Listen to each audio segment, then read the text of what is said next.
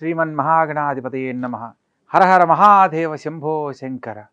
లింగాష్టకమిదం పుణ్యం యః పఠేత్ శివసన్నిధౌ శివలోకమవాప్నోతి శివేన సహమోదతే.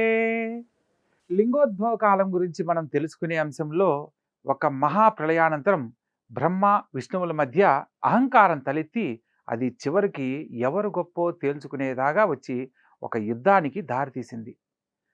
ఇరువురు ఒకరిపై ఒకరు పాశుపతాస్త్రాలను ప్రయోగించుకున్నారు. దీనిని గమనించిన పరమేశ్వరుడు మరోమారు ప్రళయం జరగకుండా ఉండడానికి రెండు అస్త్రాల మధ్య కోటి సూర్యకాంతితో ఆది మధ్యాంతరాలు తెలియరాని విధంగా ఒక మహాగ్ని స్తంభాన్ని ఆవిర్భింపజేసి అందులో అందరికీ దివ్య దర్శనం ఇచ్చారు. ఆ ఆ దివ్య దర్శన లింగమే మహాశివలింగం.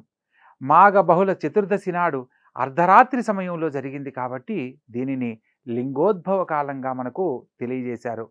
ఈ శివలింగం యొక్క ఆది అంతాలను తెలుసుకునేందుకు విష్ణుమూర్తి వరాహ రూపంలో, జ్యోతిర్లింగం అడుగు భాగాన్ని బ్రహ్మదేవుడు హంస రూపంలో ఆల్చి ఆది భాగాన్ని తెలుసుకునేందుకు వెళ్ళి దానిని కనుగొనలేక చివరకు పరమేశ్వరుణ్ణి శరణు వేడుకుంటారు. అప్పుడు పరమశివుడు తన నిజరూపాన్ని దర్శనమిచ్చి వారి అహంకారాన్ని పోగొడతారు. శివరాత్రి మహాపర్వదినం నాడు ఈ లింగోద్భవ కాలానికి చాలా విశిష్టత కలిగింది. కావున అన్ని శివాలయాలలో ఆ రోజు రాత్రి 11 గంటలకు లింగోద్భవాన్ని ఘనంగా నిర్వహిస్తారు. ఈ సమయంలో ఆ లింగ దర్శనం, స్వామివారికి చేసే అభిషేకాలు, దర్శనం చేసుకుంటే మహాపుణ్య ఫలితం సిద్ధిస్తుంది.